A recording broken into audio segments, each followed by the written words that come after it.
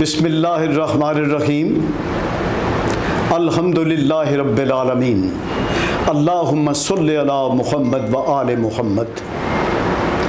میں جو وطن سے محبت کی بات کرتا ہوں اور اس کے محافظوں سے عقیدت کی بات کرتا ہوں، قسم خدائے عز و جل کی مجھے میں عبادت کی بات کرتا ہوں۔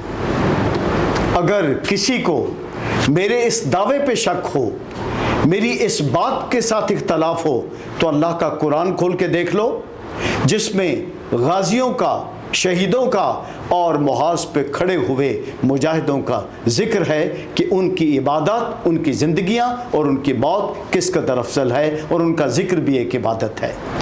ایسے ہی قلم اور کردار کے ایک غازی، ایک مفکر، ایک انسانیت کے ماتھے کا جھومر بننے والے اور اپنے سوچ کے ساتھ، اپنی افکار کے ساتھ اپنے وطن کی تعمیر کرنے والے اور لوگوں کے ذہنوں کو سیدھے راستے دکھانے والے ایک بہت بڑے ہمارے پیارے ساتھی، جن کے ساتھ میری اپنی ذاتی محبت اور عقیدت کے رشتے بھی موجود ہیں، میں ان سے آج آپ کے سامنے نظریہ پاکستان میڈیا ہاؤس میں ہم کلام ہو رہا ہوں، اور میں ان کے کلام سے پہلے میں یہ تعارف کروا دوں ان کی تخلیقات کے حوالے سے کہ ان کی اردو شاعری کی 2 کتابیں، گمان آگہی اور غرور عشق، ان کی انگلش کی ایک کتاب میٹا فزکس ہیومن بیہیویئر پر، بیانڈ دی انلائٹنمنٹ، بڑی مقبول ہوئی ہے۔ اس کے علاوہ conflict of state, suicide bombers, human trafficking, silent killing, state crimes, cold wars, اور 7000 کے قریب ان کے آرٹیکلز ہیں۔ بہت بڑے کالم نگار ہیں، اور ان کی کتاب آگہی سے آگے کے ترجمے 4 زبانوں میں ہو چکے ہیں، اور پاپولر اس قدر ہیں کتابیں یہ کہ بک سیلرز کے پاس آتی ہیں اور پیغام آتا ہے کہ جناب محترم ڈاکٹر صاحب آپ اگلا ایڈیشن چھپوانے کا ہمیں آرڈر دیں۔ آپ بھی پڑھیے گا۔ اور اس کے علاوہ جو ان کے 7000 کے قریب آرٹیکل چھپ چکے ہیں، بہت بڑے کالم نگار ہیں جو ملک و قوم کے لیے لکھتے ہیں، قوم کو ایک لائن آف ایکشن دیتے ہیں۔ تو جناب ان کی انہی خصوصیات کی بنیاد پر لاہور کی کریم نے، کاسموپولیٹن کلب لاہور کے ممبران نے ان کو اپنا صدر منتخب کیا ہوا ہے۔ میں ان کو خراج تحسین پیش کرتا ہوں، اور یہ وہ لوگ ہیں کاسموپولیٹن کلب کے جس میں ہر مکتبہ فکر کے بڑے بڑے لوگ، جنہوں نے اپنی اپنی جگہ پہ بہت ایک تاریخ ساز کردار ادا کیا ہوا ہے مختلف شعبوں میں، یہ ان کے صدر ہیں اور ان کو لائن آف ایکشن دیتے ہیں۔ میں جناب اب خوشی کے ساتھ، افتخار کے ساتھ، عزت کے ساتھ اپنے محترم بھائی ڈاکٹر افتخار بخاری صاحب سے خوش آمدید، سو بسم اللہ، جی آیا نو، چشم ما روشن دل ما شاد، اہلاً و سہلاً مرحبا۔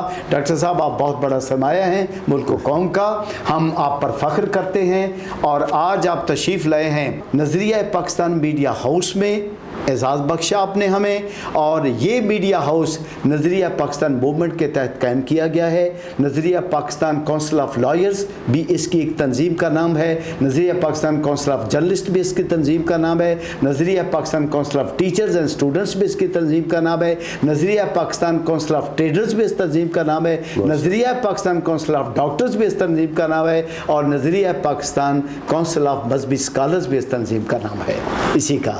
تو جناب آپ خوش آمدید کہتے ہیں۔ بہت شکریہ ورق صاحب، آپ نے مجھے یہاں پر بلا کے اور قوم سے بات کرنے کے لیے مجھے پلیٹ فارم بھی مہیا کیا، اور اعزاز بھی مجھے بخشا، عزت بھی دی۔ میں ایک اس ملک کا ادنا سا شہری اور کارکن ہوں اس سوچ کا اور اس نظریے کا کہ جس کی بنیاد پر یہ ملک وجود میں آیا تھا۔ تو آپ کی مہربانی، آپ نے مجھے یہاں پہ بلایا، میں حاضر۔ ایک چھوٹا سا سوال ہے جناب سے کہ نظریہ پاکستان ہے کیا؟ اس پہ ذرا قوم کو اپنا پیغام دیں، اور اس نظریہ پاکستان نے پاکستان کی تخلیق میں کیا کردار ادا کیا اور پاکستان کی تعمیر و ترقی میں ہم نے اس کو کہاں تک اپنایا، کہاں تک چھوڑا۔ بہت اچھی بات ہے ورق صاحب نے سوال کیا کہ نظریہ پاکستان کیا ہے۔ تو پہلی تو بات ہے کہ یہ سارے اس موضوع پہ بے شمار لائبریریاں اور اس پہ 1000 سے بھی زیادہ کتابیں بھری پڑی ہوئی ہیں۔ ہم بار بار دیکھتے ہیں، اپنے کورس میں بھی پڑھتے آئے ہیں، بچپن سے بھی لے کے پرائمری سے لے کے ہمیں بتایا جاتا رہا ہے کہ دو یہاں پہ اس خطے کی جو اقوام تھیں وہ ایک آبادی کے وسیع ہو جانے کے بعد، ایک آبادی کے اور 150 سال کے 100 سال کے قریب انگریزوں کی حکومت رہنے کے بعد وہ اس سطح پر پہنچ گئی تھیں کہ ان کا ایک دوسرے کے ساتھ رہنا ممکن نہیں رہا تھا۔ لہذا اس کی بنیاد پر جب قائد اعظم محمد علی جناح نے یہ سوچا اور اس کی بنیاد پر مسلم لیگ کو اس نظریہ پر لے کر گئے، اور اس کے بعد جناب علامہ ڈاکٹر محمد اقبال نے اس پہ ایک اپنی سوچ پیش کی، تو پھر پاکستان کا ایک وجود ناگزیر ہو گیا تھا جو کہ پوری سطح سے، پورے طریقے سے ہمارے آج بھی مینار پاکستان پر کندہ ہے، وہاں پہ ہم جا کر اس کو پڑھ سکتے ہیں کہ نظریہ پاکستان کیا ہماری کتابوں میں موجود ہے، جو 23 مارچ 1940 کی قرارداد میں آیا۔ لہذا یہ نظریہ تو تھا اس ہندوستان کی تقسیم کے لیے، ایک علیحدہ ملک کے قیام کے لیے، ہم ہندوستان کے مسلمانوں کے لیے اس کی تکمیل ہوگی، پاکستان بننے کی شکل میں نظریہ پاکستان کی تکمیل ہوگی۔ اب ہر چیز ایک ارتقائی عمل کا شکار ہے، پوری کائنات، سارے انسان ارتقاء کا شکار ہے۔ ہمارا ملک نے بھی آگے ترقی کرنی ہے، ارتقاء کے عمل سے گزر کے آگے جانا ہے۔ اب اس نظریے کو بھی ارتقاء کی ضرورت ہے کہ آج کا نظریہ پاکستان کیا ہے، ہم اگلے ارتقائی مراحل میں کیسے گئے، کہاں تک گئے، ہم کیا کر رہے ہیں، کیا اس ارتقاء پر ہم چل رہے ہیں یا ہم کہیں جمود کے شکار ہو گئے ہیں۔ کیونکہ نظریے کو ارتقاء کی ضرورت ہے، قوم کو ارتقاء کی ضرورت ہے، سوچ کو ارتقاء کی ضرورت ہے، اور اس کی جو دو بنیادی چیزیں جو ہمیں نظر آتی ہیں وہ ہے کہ پاکستان میں معاشی انصاف ہو اور پاکستان میں سماجی انصاف ہو۔ سماجی اور معاشی انصاف کیسے مل سکتا ہے، کس طرح سے مل سکتا ہے، یہ ورق صاحب آپ بھی بہتر جانتے ہیں، آپ بھی اس پہ بتا سکتے ہیں۔ مجھ سے کوئی سوال ہے تو میں بھی حاضر ہوں۔ اس ملک کے ادارے، ایک ادارے کو نکال کر جو ریاست کی حفاظت جسم و جان کی قربانیاں دے کر رہا ہے، میری مراد ہے پاک فوج، اس ادارے کے نظم و ضبط کو دیکھ لیں، اس کی کمانڈ کو دیکھ لیں، بین الاقوامی سطح پر جس طرح سے وہ مقابلہ کر رہا ہے اس کو دیکھ لیں، راہ کے ارادوں کو جس طرح سے، سی آئی اے کے ارادوں کو جس طرح سے ٹکرا کر وہ ادارہ ناکام کر رہا ہے وہ دیکھ لیں، اور اپنے سارے دشمنوں کو دیکھ لیں، پھر دشمنوں میں گھرا ہوا پاک فوج کا ادارہ دیکھ لیں اور اس کے ساتھ بیہیویئر دیکھ لیں کہ کیا ہم بحیثیت قوم وہ محبت، وہ اعتماد ان کو دے رہے ہیں جو دینا چاہیے، کیا اس ملک کی عدلیہ ان کو اپنی سوچ میں، اپنے ریمارکس میں وہ عزت دے رہی ہے جو دینی چاہیے، اور کیا اس ملک کی انتظامیہ مقننہ اس ملک کی انتظامیہ اس ملک کی کہ پاک فوج کو اس سطح پر مضبوط کرنا چاہتی ہے جو بین الاقوامی تناظر کے حالات کا تقاضا ہے۔ آپ اس پہ ذرا روشنی ڈال دیجیے۔ آپ نے بھیا کو بہت سے سوالات کر دیے۔ پہلی بات تو یہ ہے کہ اس میں کوئی شک نہیں کہ صرف پاکستان نہیں، ہم کچھ چیزیں ویزیبل ہوتی ہیں، کچھ انویزیبل ہوتی ہیں۔ اگر آپ دنیا کے سب سے بڑے طاقتور ملک کو بھی دیکھ لیں جس کو ہم امریکہ کہتے ہیں، تو وہاں پہ بھی پینٹاگون کی حکمرانی ہے، وہاں پہ بھی سی آئی اے کی حکمرانی ہے۔ اگر کینیڈی کہیں ان کی نگاہ میں ملکی مفادات کے خلاف کوئی کام کرتا ہے تو اس کو قتل کر دیتے ہیں۔ میں ایک دنیا کے سب سے بڑے ادارے کی، کیوں کہ افراد نہیں، ملک اور قومیں زیادہ اہم ہوتی ہیں۔ ایک کسی افراد کی قیادت کی اور ان کی شخصیات نہیں، افراد میں کہہ رہا ہوں، معذرت چاہتا ہوں، شخصیات سے زیادہ نظریات اہم ہوتے ہیں، ملک اہم ہوتا ہے، قوم اہم ہوتی ہے۔ تو اس لیے کوئی بھی ادارہ، ہم یہ سمجھتے ہیں، ہم نہیں پوری دنیا یہ سمجھتی ہے کہ مسلح افواج، پاکستان کے جو حفاظتی حصار ملے ہوئے ادارے ہیں، کوئی بھی ادارہ ان سے باہر نہیں ہے۔ اگر کوئی باہر نکل کے کہیں بغاوت کرتا ہے تو اس کا نتیجہ پوری قوم اور ملک کو بھگتنا پڑتا ہے۔ ایک ہی ادارہ ہوتا ہے جس کے ساتھ سارے ادارے چلتے ہیں، پوری دنیا میں ایسا ہے۔ اگر کسی کو یہ غلط فہمی ہے کہ ہمارے کسی پڑوسی ملک میں حکومت اداروں پہ حاوی ہے، تو نہیں، ادارے حکومتوں کے حکمرانوں پہ حاوی ہوتے ہیں ہر جگہ پہ۔ یہ ایک فیکٹ ہے، حقیقت ہے، کوئی اس کو مانے یا نہ مانے، اور اداروں نے ٹھیک کرنا ہوتا ہے۔ اب جو ماتحت ادارے ہیں، انہوں نے انگریز کی غلامی کی ہوئی ہے کہ انگریز کے ماتحت رہے۔ انگریز نے بھی ان اداروں کو ان لائن رکھنے کے لیے اس سب سے بڑے ادارے عسکری ادارے سے کام لیا، عسکری ادارے کو لے کر آگے چلے۔ اب یہ جو باقی ادارے تھے، اب انہیں یہ صرف ایک بات کی سمجھ نہیں آ رہی، یا یہ اس حصار سے نہیں نکل رہے کہ بھائی اب ہم غلام نہیں ہیں، ہم ایک آزاد ملک بن چکے ہیں، اب ہم نے انگریز اور برطانیہ کے مفاد کے لیے نہیں کام کرنا، اب ہم نے اپنے ملک کے مفاد کے لیے کام کرنا ہے۔ اب وہ جو بیوروکریسی کی شکل میں یا کسی اور اشکال میں چند سارے نہیں، بہت سارے بہت اچھے لوگ ہیں، جو چند وہ افراد جو مافیا کی شکل اختیار کر دیتے ہیں اور وہ کالے انگریز بن گئے، ان سے نجات کیسے ممکن ہے؟ ان سے نجات کسی دو چیزیں، جب یہ نظریہ پاکستان جس کو آپ آگے ارتقائی مراحل میں لے کر جا رہے ہیں کہ معاشی، سیاسی اور سماجی انصاف، معاشی انصاف اور سماجی انصاف کو جب لے کر آپ آگے بڑھیں گے تو یہ سارے ادارے خود بخود ان کی تطہیر ہوتی چلی جائے گی، یہ ریفارم ہوتے چلے جائیں گے۔ یہ اتنی لمبی عمر نہیں ہے پاکستان کی، 70-80 سال کوئی عمر نہیں ہوتی۔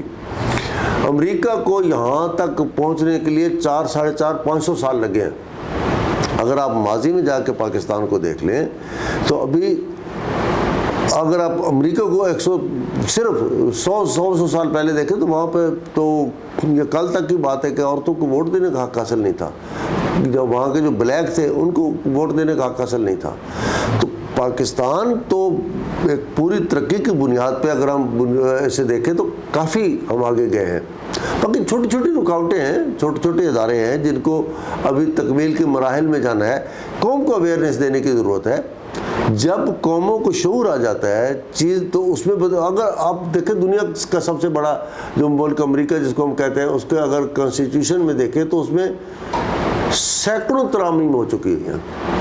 اور کس نے پہلے ان کا کس نے بنایا تھا؟ ابراہیم لنکن۔ ابراہیم لنکن بہت بڑا اسکالر مانا جاتا ہے پوری دنیا میں۔ تو اس کا مطلب یہ ہے کہ ابراہیم لنکن جس کے وہاں کے ڈالر پہ تصویر موجود ہے، جس کو اپنی ایک ان کا قائد اعظم ہے، جب اس کے بنائے ہوئے آئین میں 600 سے زیادہ جگہ پہ وہ ترامیم کر سکتے ہیں، اس کا مطلب ہے کہ ارتقائی عمل میں وہ آگے جا سکتے ہیں۔ تو ہم کیا ترامیم نہیں کر سکتے؟ ہم کیا چیزوں کو بہتر نہیں کر سکتے؟ کیا یہ ان چیزوں کو ہم حدیث بنا کر نہ بیٹھیں، ہم اس میں ترمیم کریں۔ ہمارا عسکری اداروں کا رول ہے تو اس کو کنسٹیٹیوشنل رول ساتھ دینا چاہیے، ہمیں آگے بڑھانا چاہیے۔ اور اب جو بگاڑ اس کا یہ پیدا ہو چکے، ہمارے یہاں پہ آنے والے بریک صاحب جتنے بھی یہ حکمران رہے ہیں طفیلی، یا جو دوسرے چھوٹے موٹے ادارے رہے ہیں جن میں ہماری عدلیہ بھی تھی، جن میں ہمارے پارلیمنٹ بھی تھی، مقدمہ بھی تھی، جس میں تو یہ سارے ابھی انگریز سے نکلے ہوئے، ان کی اکثریت وہ دیکھیں تو تربیت یافتہ نہیں تھے۔ اس ریاست کی مٹی سے ان کو گوندنے کی ضرورت ہے، اور اس کی عسکری اداروں کے ساتھ ان کی ہم آہنگی کی ضرورت ہے۔ وہ اپنے مفادات کو جو بھی جہاں پہ اپنے شخصیات کی بات ہے، شخصیات نے جہاں اپنے مفادات کو لے کر بیٹھی ہیں، وہاں ملک اور قوم کا نقصان ہوا ہے۔ ملک اور قوم کو سوچنے کے لیے ریفارمز کی ضرورت ہے۔ اب وہ بگاڑ اس سطح پہ بیٹھا ہے۔ آج میں بالکل آپ کو انوکھی بات کر رہا ہوں، شاید اس ملک میں کسی نے کی ہو یا نہ کی ہو، جو ایک جمہوریت، اور یہ جمہوریت کوئی جمہوریت نہیں ہے۔ پرائیویٹ لمیٹڈ کمپنیاں، جتنی ہماری سیاسی جماعتیں ساری کی ساری پرائیویٹ لمیٹڈ کمپنیاں ہیں، ان کی اپنی اولاد تک۔ اچھا، اسی طرح سے مذہبی ادارے، وہ بھی پرائیویٹ لمیٹڈ کمپنیاں بن گئی ہیں. باپ کا بیٹا لائق ہے یا نالائق ہے, وہ اس کا مذہبی وارث. وہ مذہبی وارث تو علمی سطح پہ ہونا چاہیے, وہ بھی اس کا بیٹا ہوگا. پیر کا وارث اس کا بیٹا ہے, خانقاہ کا وارث اس کا بیٹا ہے, سیاسی جماعت کا وارث اس کا بیٹا ہے, ملک مالک کا وارث اس کا بیٹا ہے, زمین کا وارث اس کا بیٹا ہے. تو اس کا مطلب ہے کہ آپ اس ملک کی سیاست کو ملوں اور زمینوں کی طرح چلانا چاہتے ہیں, نجی ملکیت میں آپ نے رکھا ہوا ہے. اب قوم کو شعور دینے کی ضرورت ہے. تو اس بگاڑ کو سیدھا کرنے کے لیے آج بھی اگر تھوڑا سا سٹیپ کوئی آج لے لے, کل لے لے, 10 سال بعد لے, آپ کو بڑی سیدھی سی بات رہوں کہ ایک ہی ادارہ ہے, اس ادارے میں آپ کسی جانے والے پہ تو الزام لگا سکتے ہیں کہ فلاں جرنیل ایسا تھا, ایوب خان نے یہ کر دیا فلاں کے, لیکن آنے والا ہر آدمی بالکل ایک بچہ جو انٹرمیڈیٹ کر کے بالکل وہ پاک صاف اور شفاف ہوتا ہے اور اس ادارے میں جا کے اس کی تربیت میں چلا جاتا ہے. وہ ایک آنیسٹ, فیئر اور محب وطن ہوتا ہے جو بندوق کی نالی کے سامنے کھڑا ہو کے اپنی جان دینے کے لیے تیار ہو جاتا ہے اس مٹی کے لیے. اس کی آنیسٹی کو لے کر آگے یہ ادارہ کو ایک دفعہ یہ سٹیپ لینا پڑے گا کہ اس بگاڑ کا حل وہیں سے ہوگا. پولیس کو اس ادارے کو ریپلیس کرنا پڑے گا, عدلیہ کو اس ادارے کو ریپلیس کرنا پڑے گا, پولیٹکس کو, اور پھر اس کے بعد آزاد جمہوری سیاست کا آغاز ہوگا. جب تک ایک دفعہ یہ عسکری ادارہ اس ملک میں پراپر ریفارمز نہیں کرتا, جب تک ان نااہل اور خود غرض سیاستدانوں کو, کسی سیاسی جماعتوں کو ساتھ لے کر ان کو بیساکھیاں بنا کر آگے چلے گا, اس وقت تک اس ملک کے معاملات ٹھیک نہیں ہو سکتے. ایک دفعہ کرنا پڑے گا, ایک دفعہ ٹھیک کر کے پھر آگے, جیسے ہوتے ہیں نا ایک عمارت گری ہے اس کو دوبارہ تعمیر ملیہ میٹ کر کے تعمیر کر کے نظام کو, اس نظام کو ایک دفعہ ملیہ میٹ کر کے آگے رکھ کے پورے اس کے کنسٹیٹیوشنل امینڈمنٹ کر کے. ہماری بدقسمتی یہ ہے کہ کلچز میں, انٹرنیشنل کلچز میں, انٹرنیشنل CIA کے کلچز میں, بین الاقوامی امریکی مالی اداروں کے کلچز میں پھنسے ہوئے جب لوگ آئے تو انہوں نے اگر عسکری ادارے کی آڑ میں حکومت قائم بھی کی تو وہ ریفارم نہیں کر سکے کیونکہ مسئلتوں کا شکار ہو گئے. ریفارم وہاں سے ہونی تھی. یہ سیدھا ایک دفعہ چیزوں کو کرنا پڑے گا, سیکریفائس کرنا پڑے گا. یہ جھوٹی موٹی یہ جمہوریتوں کے یہ نعروں کو ایک دفعہ کچل دینا پڑے گا. یہ بالکل سیاستدان اس ملک سے مخلص نہیں ہے. یہ جو ایک کٹ ملائیت ہے, علماء کرام کی بات نہیں کرتا, عظیم ہے, کٹ ملائیت اس ملک سے مخلص نہیں ہے. ورنہ تو اسلام کے نام پہ جو لوگوں نے بڑے بڑے یہاں پہ وہ کچھ کیا تو آج تک انہوں نے بلکہ فرقہ واریت پھیلا دی, ذات پات میں لوگوں کو تقسیم کر دیا, اتنا تقسیم کر دیا کہ اب اس کو اکٹھا کرنا ایک بہت بڑا مسئلہ بن گیا. اور واحد ادارہ عسکری ادارہ ہے کہ جس میں ہر فرقے کا, ہر سوچ کا, ہر مذہب کا شخص موجود ہے, اور وہاں پہ کوئی تخصیص نہیں ہوتی کہ یہ مسلمان ہے یا غیر مسلم ہے, یہ جٹ ہے رہے ہیں یا سید ہے, نہیں, کچھ نہیں. وہ ایک عسکری ادارے کا ایک فرد ہوتا ہے جو اس ملک کی مٹی کی اپنے آپ کو اس کا بیٹا سمجھ کر اس کی حفاظت کرتا ہے, جو اس ملک کی سرزمین کو, اس ملک کی مٹی کو اپنی ماں سمجھتا ہے اور وہ تقدس سمجھتا ہے اور اس کو مٹھی میں لے کے اس کی قسم کھاتا ہے. وہ ہوتا ہے اس کو ہی ٹھیک کرنا پڑے گا. وہ ساری چیزوں کو ایک دفعہ لوگوں کی توقعات تھیں جب ایک مشرف کا اور لوگوں نے ابھی بڑی ریفارم ہوں گی, نہیں ہوئی, پھر بیساکھیوں پہ چلے گئے. جب تک بیساکھیوں پہ رہیں گے وہ بیساکھیاں نیچے سے کھسکتی جاتی ہیں, وہ بندہ گرتا چلا جاتا ہے. ریفارم کرنا پڑے گی ہر طرف. میں آج بھی یہ دعوے سے کہتا ہوں قائد صاحب کے لیے جتنے بڑے زیادہ بندے نہیں ہیں میرے صاحب, 500-700 بیوروکریٹ ہیں, 10-20 ججز ہوں گے ہر دور میں, باقی لوگ بہت اریسٹ ہو, 10-20 لوگ وہ ہوں گے بیوروکریسی ہوگی جنہوں نے لوٹ مار کی ہے. خدا کی قسم اس کو بلائیں, یہ پولیس کو نہ دے کیس کریں, ایمرجنسی اس ملک میں ہنگامی ایمرجنسی نافذ کرنا پڑے گی. اسی وہی کر سکتا ہے جس کے پاس طاقت ہے. نافذ کریں. ایک آدمی کو, ایک فوج سے میجر بڑا انوسینٹ ہوتا ہے, ایک صوبیدار میجر, 2 حوالدار بندے پہ بٹھائیں, کہیں کہ اس کو ڈالیں جیل میں, 1 مہینے میں تیرے پیسے کہیں, خدا کی قسم, اور ساتھ ایک تھندار بھی بٹھا دیں جو ان کے متحد ہو. اگر 1 مہینے میں ہر آدمی لوٹ مار کا مال نکال کے پاکستان کے سارے قرضے نہ اتار دے تو میرا نام بدل دیجئے. ہوگا یہ، جب بھی ہوگا ایسا ہی ہوگا. لیکن ادارے بین الاقوامی طاقتوں سے کوئی ڈرے ہوئے ہیں کہ وہ ایسے کر دیں گے، وہ قرارداد آ جائے گی، ایمبارگو آ جائے گی. آ جائے، جو جہنم آنا ہے ایک دفعہ گزر جانے دیں. جب تک نہیں ہوگا یہ اس طرح سے، یہ جو سلو ڈیولپمنٹ جس کا نام جس کو آپ دے رہے ہیں، یہ ارتقائی عمل اتنا سست ہے کہ ریلوے لائنیں کھا گیا ہے، سڑکیں کھا گیا ہے، ادارے کھا گیا ہے، ملک کی زمینیں کھا گیا ہے، بینک لوٹ کر لے گیا ہے، قرضے لے کر بھاگ گیا ہے. اس نے جو بین الاقوامی قرضوں کو لے کر پوری قوم کو مقروض کر کے خود عیاشی کر کے اپنے اپنے محلات بین الاقوامی سطح پر بنا لیے ہیں. اس میں جو بھی شامل ہے، وہ عسکری ادارے سے ہے، وہ جوڈیشری سے ہے، وہ سیاستدانوں سے ہے، وہ بیوروکریسی سے ہے. ایک بالکل جینون احتساب کی ضرورت ہے، اور وہ احتساب صرف وہی کر سکتا ہے کہ جو اس سارے نظام کی کرپشن میں ملوث نہ ہو. اور وہ ایک ہی ادارہ ہے کہ جو اس سے ابھی تک پاکیزہ چلا رہا ہے. اس سے پہلے کہ وہاں بھی کوئی اور کرپشن یا اس طرح کی جو سماجی بددیانتی پینیٹریٹ کرے، وہ چاہیے کہ ایک دفعہ اس ملک کو وہاں پر لے جائیں جہاں ہمارے پیغمبر اکرم صلی اللہ علیہ وآلہ وسلم مدینہ کو لے کر گئے تھے. فتح مکہ کے بعد کی صورتحال دیکھ لیں. ٹھیک ہے، معاف بھی کرنا پڑتا ہے، معاف بھی کیا، لیکن ایک دفعہ ریفارم کر کے رکھ دیا کہ گلیوں میں کوئی زکوٰۃ لینے والا نہیں بچا. معیشت سب سے اہم ہے، اسے کریں. کس نے روکا ہے؟ اور جب تک یہ نہیں ہوتا اس وقت تک یہ جو آج میں نے آپ سے بات کی ہے، یہ بڑی مشکل بات ہے. میرے دانشور بہت سے ساتھی جو میرے ساتھ سوچ اور لکھنے پڑھنے والے شاید اس بات پہ مجھے سنب بھی کریں، لیکن حقیقت یہ ہے جو کہہ دیا ہے، اس حقیقت کے بغیر چارہ کوئی نہیں ہے. کیا بات ہے ڈاکٹر افتخار بخاری صاحب، آپ نے دریا کو نہیں، سوچوں کے، خیالات کے، عمل کے سمندر کو بند کر کے کوزے میں دیا ہے قوم کو. علامہ اقبال کا ایک شعر یاد آ رہا ہے مجھے کہ ایسی چنگاری بھی یا رب اپنی خاکستر میں. آپ جیسے لوگ جب تک موجود ہیں، آپ جیسی سوچیں جب تک موجود ہیں، آپ نے سارے کے سارے جوابات میرے ایک سوال میں دے دیے. آپ کا بہت شکریہ.